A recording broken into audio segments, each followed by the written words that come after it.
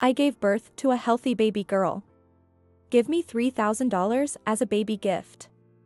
We're best friends, so it's only natural, right? It was Kylie, my best friend, contacting me for the first time in 3 years. I was utterly shocked by her words. What?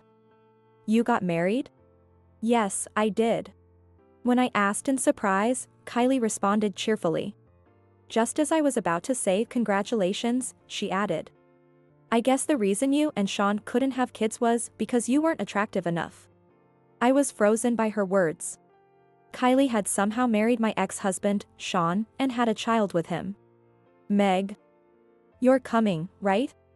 As I fell silent on the phone, Kylie's triumphant voice reached my ears. I wanted to say things like, how did that happen, or, you never contacted me before, but I knew that saying anything would be exactly what Kylie wanted. I took a deep breath, determined not to fall for her provocation, and opened my mouth. Sure. I'll come with my husband who is a lawyer. And so, I headed to her house with my husband, Seth. Little did anyone know at that moment that Kylie's contact with me would throw both her and Sean's lives into chaos. My name is Meg. I was born and raised in a rural area in Appalachia. I spent my time in my hometown until high school, and then I moved to New York for a job. Living alone in an unfamiliar place from a young age. I remember feeling very lonely living in New York without any friends. Therefore, it became a routine to call my friends and family back home after work. Even after a few years, I never got used to the environment, and I had no acquaintances outside of my coworkers. Then one day, a turning point came in my life. When I went to visit a coworker's house, I met a man who was her husband's friend. His name was Sean. He was born and raised in New York and worked as a doctor at a college hospital. Sean was the same age as me, and to a country girl like me, he seemed very sophisticated and attractive. Sean also took a great liking to me, and soon after meeting, we started dating and got married the year we both turned 30. When our marriage was decided, I first reported it to my friend from home, Kylie. I met Kylie when I was in elementary school. We went to the same school for junior high and high school, so she was my best friend. Kylie was the only daughter of a local politician. She was a well-protected young lady. Moreover, she inherited her father's leadership qualities and decisiveness. However, because of that, for better or worse, she always thought she was the best.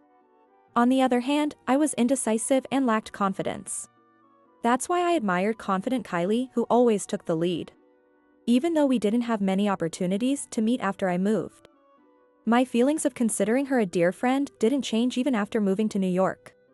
That's why I first called her to share the news. Kylie? Guess what, I'm getting married. What? No way. To that boyfriend. Sean, right? Of course, I had told Kylie about Sean. Although they had never met, Kylie knew his name and occupation. Yes, that's right. Marrying a doctor? You're hitting the jackpot. Amazing. Kylie seemed excited when she heard my news. I couldn't help but laugh. I mistakenly thought her excitement was her way of celebrating my marriage. It's not like that. Even though he's a doctor, he doesn't earn that much yet, and he doesn't have much savings. So it's not exactly hitting the jackpot, but that's okay. I'm not marrying him for money anyway. That's why I casually denied Kylie's words. However, it seemed that my words had somehow annoyed Kylie. She fell silent for a moment and then spoke in a cold voice. Huh? What's that? Are you bragging? Trying to be humble? Saying that love isn't about money or something? What? After all, you kept saying you wanted to come back here, but you never did, and now you're marrying someone from over there. You must have been looking down on us from the countryside. Her tone was not warm or joking. Instead, it felt contemptuous, and I hurriedly responded. That's not what I meant. I really did want to come back, and I never thought I would end up getting married here. Even if you say that, the fact is that you did. Aren't you just riding high, now that you've become a city person? It would have been much better if you had just been happy about marrying rich. No way. I was at a loss as to what to do since Kylie got upset just because I reported my marriage. Well, I guess you'll have a grand wedding. I'm looking forward to the invitation. Kylie said this and then hung up, leaving me speechless. Did I really say something that bad? I immediately tried to call her back, but she didn't answer. Even when I sent her a message, there was no reply. After contacting Kylie, I intended to report my marriage to other friends as well, but I lost all enthusiasm for it. Despite this, I couldn't bring myself not to invite Kylie to the wedding. Our parents had known each other for a long time. Moreover, I had invited other friends from back home, so I couldn't leave out my best friend, Kylie. After that phone call, I tried contacting her several times, but she didn't respond. The wedding invitation was returned, but it was a simple one with only a checkmark indicating her attendance. I was so appalled by Kylie's childishness that I decided to apologize to her at the wedding for my poor communication, and to naturally distance myself afterward to avoid such issues in the future. Then the wedding day came. Kylie arrived in a flashy outfit, acting as if that phone call had never happened, and greeted me with the other friends. Wow. Sean is so handsome. I imagined a boring introvert when you said he was a doctor. At her first words, I was left gaping. Sean, standing next to me, burst out laughing when he heard her. Kylie, right? Thanks. Please continue to take care of Meg. Feel free to visit us in New York anytime. And then, Sean also said such things, which shocked me even more. Sean knew about what had happened between Kylie and me. I had even told him that I planned to distance myself from her in the future, but now he had invited her by saying, "Please take care of Meg, and feel free to visit us," which would make it impossible to keep that distance. Really? Thank you. I've been looking forward to meeting you, Sean, and of course, I'll take care of Meg. Moreover, Kylie spoke familiarly to Sean and lightly touched him. Her actions seemed a bit more intimate than before. Seeing that didn't make me feel good at all, but I knew that if I said something, it would ruin our wedding. I forced a smile and managed to get through the situation. Kylie continued to dominate the scene. She approached Sean's colleagues, one after another. I watched anxiously from my table. It seemed like she had come to the wedding to fish for men. Some of our guests included Sean's colleagues and bosses. It was hard to focus on the wedding, with the worry that Kylie was being rude to Sean's coworkers. Because of that, by the time the wedding ended, I was exhausted. Even so, I won't be seeing Kylie for a while. Thinking that made me feel a little more at ease. However, I was naive to think so. Meg. I've come to visit. Once a month, Kylie started coming to our house. Saying that and staying for at least 2 nights each time. Haha. Sean, you're so funny. It's fun when you come over. And then their drinking party would start. I'm not good with alcohol. Inevitably, I had to clean up the living room after their drinking sessions. Naturally, Kylie never brought snacks or drinks. Preparing those things was also my job. After a year of this, I said to Sean, "I'm thinking of telling Kylie not to come anymore.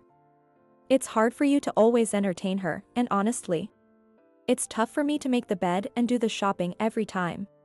Then Sean said, "Don't say that to a friend who comes all the way from your hometown to see you. I'm fine with it, so let her keep coming." Had Sean forgotten that I wanted to distance myself from Kylie? It was as if I was the bad guy. Even after several more times of discussing my relationship with Kylie, Sean didn't take my concerns seriously. A few days before Kylie's monthly visits, I started feeling unwell and found myself disliking her more and more, and I hated myself for it. Despite these issues, Sean and I were living a relatively happy life together. Although we occasionally fought about Kylie, we were generally content. One day, when Kylie was visiting, Sean was out, so it was just the 2 of us drinking. Another non-alcoholic drink? You're not pregnant anyway, so just drink. Yeah, but I'm not good with alcohol. So, are you planning to get pregnant soon? Kylie suddenly asked me such a sensitive question. Her casual tone about such a serious topic made me smile wryly. Oh, yeah. I'd like to have a baby. Maybe you're lacking feminine charm? You'd better hurry before you're too old. Kylie laughed loudly as she said this. Even if she was drunk, it was incredibly rude, and feminine charm had nothing to do with it. I couldn't help but snap back at her. What? Kylie, you're the same age as me. You're not even married yet, so you shouldn't be talking. Huh? What's that supposed to mean? Do you think I'm just a country bumpkin? I didn't say that. With no one to stop us, we ended up arguing. Kylie pounded the table as if she was about to grab me. Don't get cocky just because your husband's a doctor. If you had married someone like my dad, a politician or a lawyer, with a higher income, then maybe. You've always looked down on Sean's income too. That's not true. At that moment, Sean returned home at a bad time. He frowned at me with a suspicious look. Is what Kylie said true? Have you been looking down on my income? Yes, it is. She said you couldn't even save money. Unbelievably, Sean believed Kylie and the two of them glared at me. That's a misunderstanding.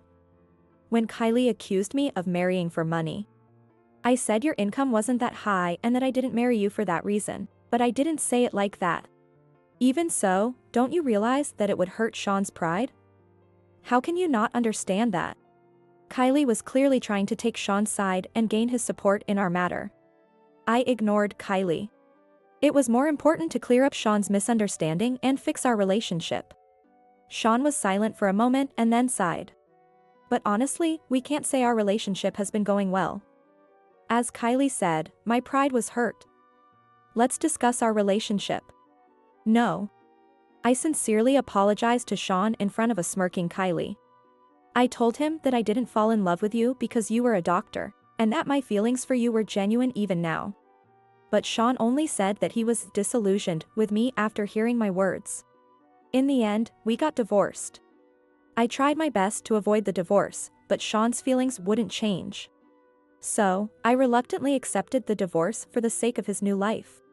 And 3 years had passed since the divorce was finalized. During that time, I hadn't contacted either Sean or Kylie. Some friends asked, why are you keeping away from Kylie and not just Sean? But I couldn't forget how Kylie had seemingly orchestrated the divorce of her best friend's marriage, and I had no desire to contact her. One day, however, I received a call from Kylie's number, which I had kept stored in my phone. I nervously answered, wondering what she wanted. Hey.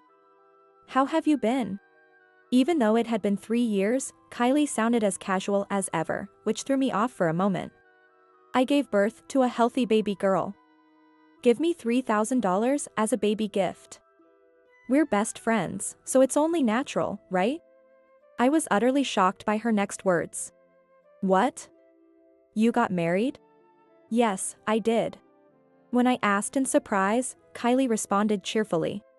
Just as I was about to say congratulations, she added. I guess the reason you and Sean couldn't have kids was because you weren't attractive enough. I was frozen by Kylie's words. Ha. Both Sean and I are really looking forward to seeing you again, Meg. With those words, I realized. Kylie had somehow married Sean and had a child with him. Meg. You're coming, right? As I fell silent on the phone, Kylie's triumphant voice reached my ears. I had many things I wanted to say. Like, how did this happen, and, you never contacted me before, but saying any of that would just play into Kylie's hands. I took a deep breath, determined not to fall for her provocation, and opened my mouth. Sure.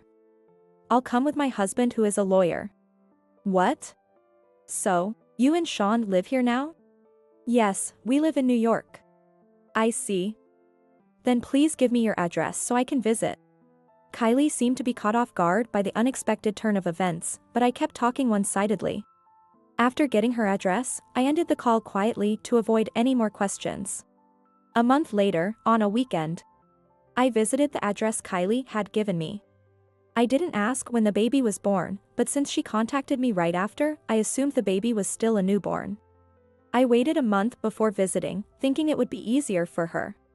While heading to the house, I spoke to Seth, who was driving. Sorry for the trouble. I know it's your day off. Seth smiled and shook his head. Don't worry about it. Actually, I had remarried about a year ago. We met through a popular dating app. Seth isn't what you'd call traditionally handsome, but he's incredibly kind. We hit it off immediately after meeting. After we started dating, Seth told me about his job, which surprised me. He turned out to be a lawyer. Seth had left the profession and income fields blank on his profile because, as he put it, I wanted to meet someone who liked me for who I am, not for being a lawyer. I did wonder why those fields were blank, but there are occasionally people who leave them unfilled. So, I didn't pay much attention to it. Let's put it in the GPS. Do you have the address? While stopped at a red light, Seth, who was driving, asked. I took out the note. And when I looked at the address again, I gasped. No need for the GPS. I'll guide you. Really? Okay. The car slowly started moving again. I looked at the address once more. The address written there was unmistakably the address of the apartment where I used to live with Sean. No wonder I remembered it after hearing it just once. I hadn't realized it at the time because I was so overwhelmed, but the thought of returning to that house made me a little nervous. When we arrived at Kylie's house, Seth and I went inside together. Nice to meet you. I'm Kylie, Meg's best friend. Kylie greeted Seth with a smile at the entrance. I can't believe you got remarried, Meg. Why didn't you tell me? I felt bad being the only happy one, and was considerate of you. Kylie laughed as she said that. Considerate? Did she feel even a little guilty about marrying Sean?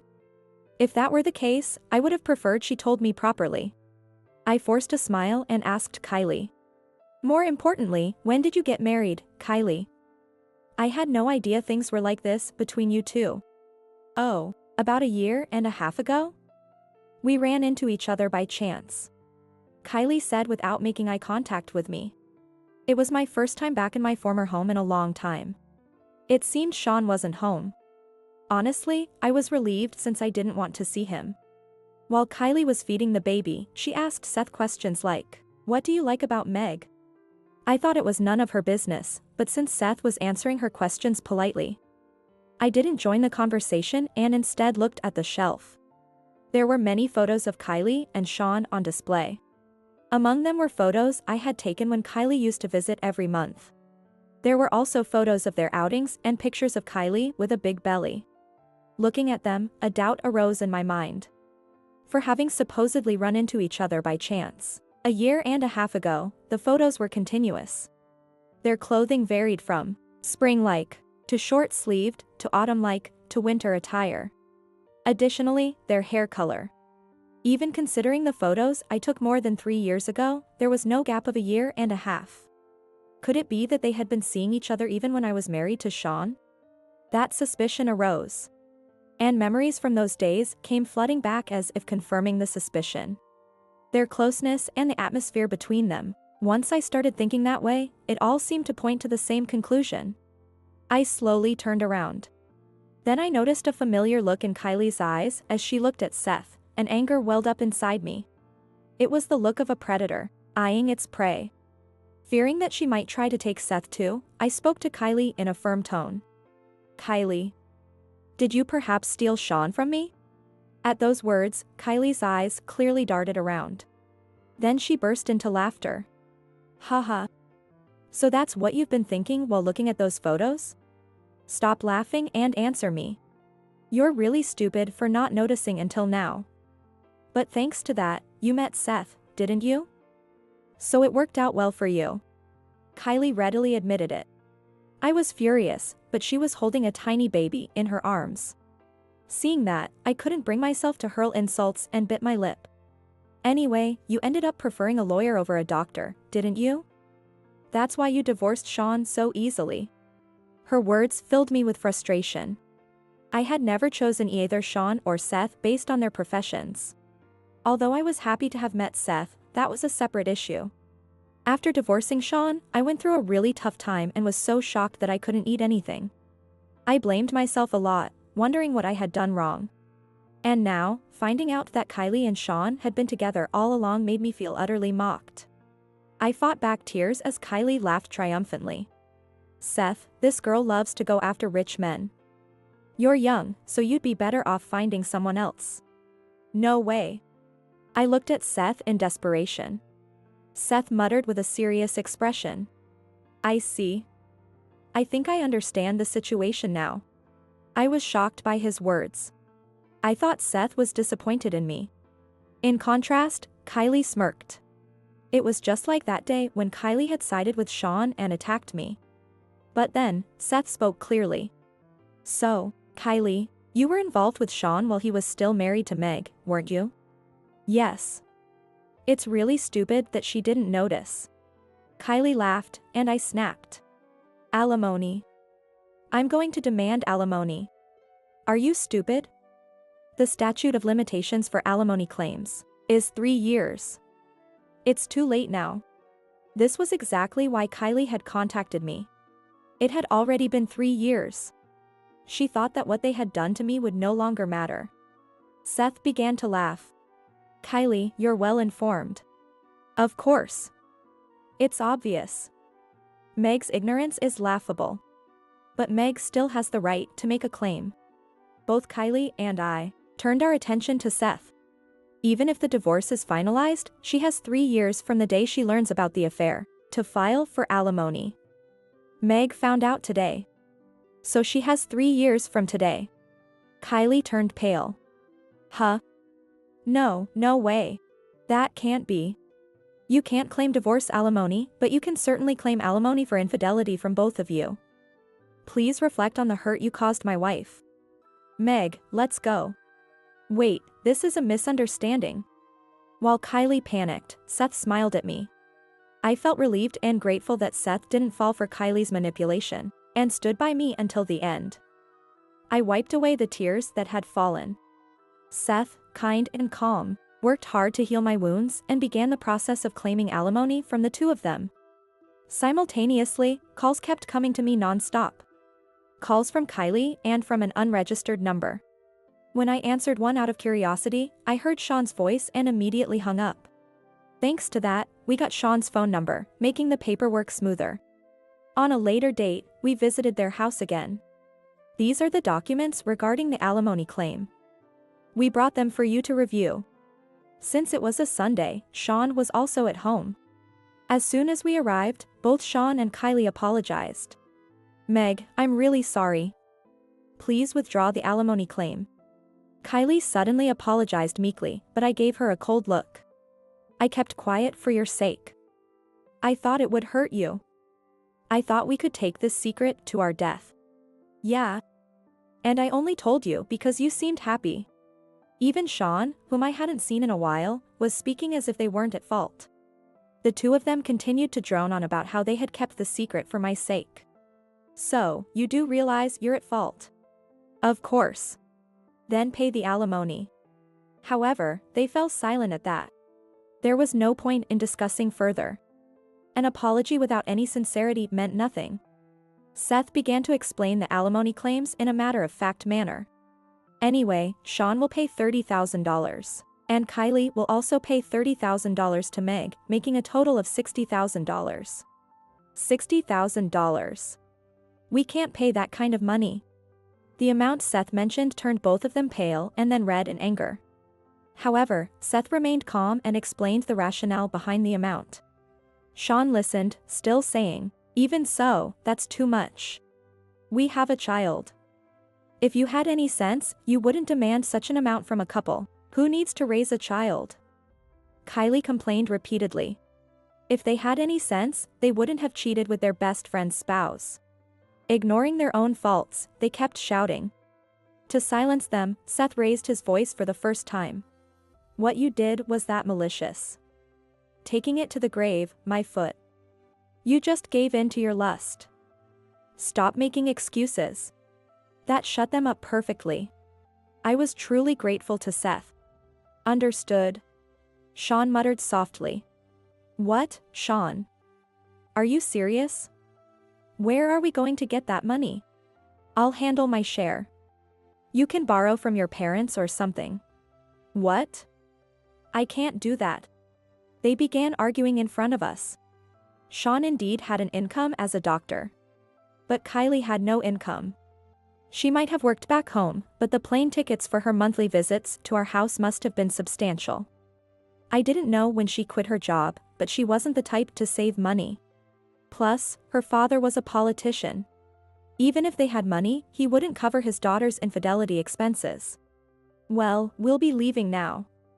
Let us know when you've made the arrangements. Prompted by Seth, I left the house with him. As we shut the door, I heard Sean's angry voice. Why did you tell Meg? There was no sign of remorse. Hearing that, Seth and I laughed as we walked away.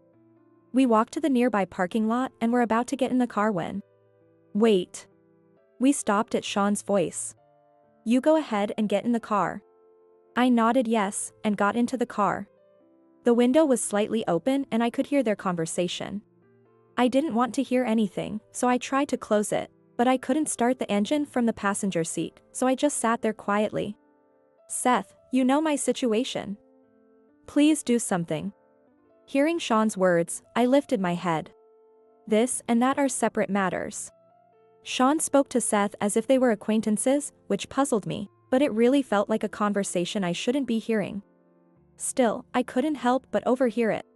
It was irresistible for that conversation to reach my ears. What's the remaining amount now? Tell me. Here. What if someone hears us? Just tell me. My life depends on this. Sean urged Seth in a panicked tone. Seth lowered his voice and said something. Sean, confirming what he heard, spoke again. Ivy's husband is owed $20,000, and Mina's husband is owed $11,000 in installments, and now $30,000 to Meg? There's no way I can pay that. I was stunned by Sean's words. And to think you used to be Meg's husband. If this continues, it's only a matter of time before Kylie finds out and demands alimony. Please. Don't tell Kylie. Of course, I have a duty of confidentiality. I won't go out of my way to tell her. But can you keep it hidden forever? Hearing Seth's words, Sean buried his face in his hands. Seeing this, I couldn't help but burst out laughing. From their conversation, it seemed that Sean had been repeatedly unfaithful. It had been discovered by the husbands of the women involved, and he was currently paying alimony to them.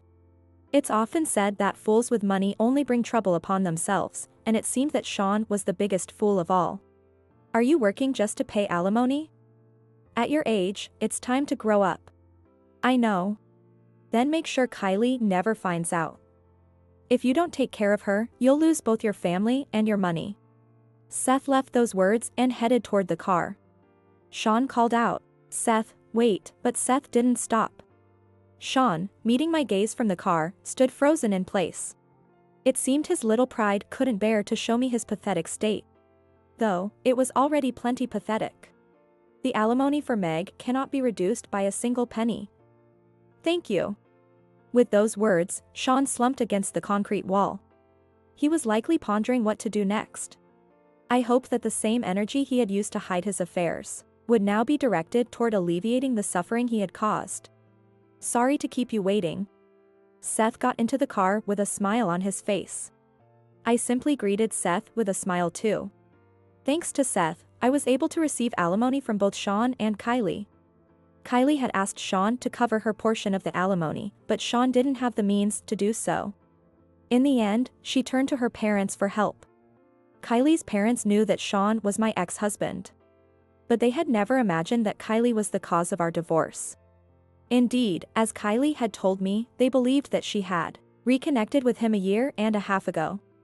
It turned out that Kylie had lied to her parents as well, and they were furious upon learning the truth. My parents told me that Kylie's parents had come to our house to apologize. Kylie's mother cried, saying it was her fault for spoiling her too much. Her father said he would never let her cross their threshold again. Even good parents don't always raise good children, I thought, as if it were someone else's problem. Eventually, it seemed Kylie also learned about Sean's alimony situation. It was ironic for her to blame Sean for his infidelity when she had been unfaithful herself. But I hoped this made her understand a bit of what I went through. Though Sean's infidelity wasn't ongoing, and they decided to rebuild their relationship for the sake of their child. With Kylie's high pride and Sean's unfaithful nature, I could only hope, as if it were someone else's problem, that at least their child would grow up properly. After receiving the alimony and settling down, Seth and I went on a trip. The hotel on a southern island with a view of the ocean helped heal the wounds and hardships I had endured. I'm now at an age where having children is considered late. It would be a lie to say I have no regrets about missing the chance to have children, but I feel very fortunate to have met Seth. I expressed my gratitude to him once again. If I hadn't met you, I think I'd still be alone, in the depths of sorrow. Meeting you has made me truly happy. Thank you for being with me. I wanted to be with you because you saw me for who I am, Meg. Thank you for being with me. Let's continue to take care of each other. Seth said this to me. I thought that I want to see many different landscapes with him, without ever forgetting the happiness I have now.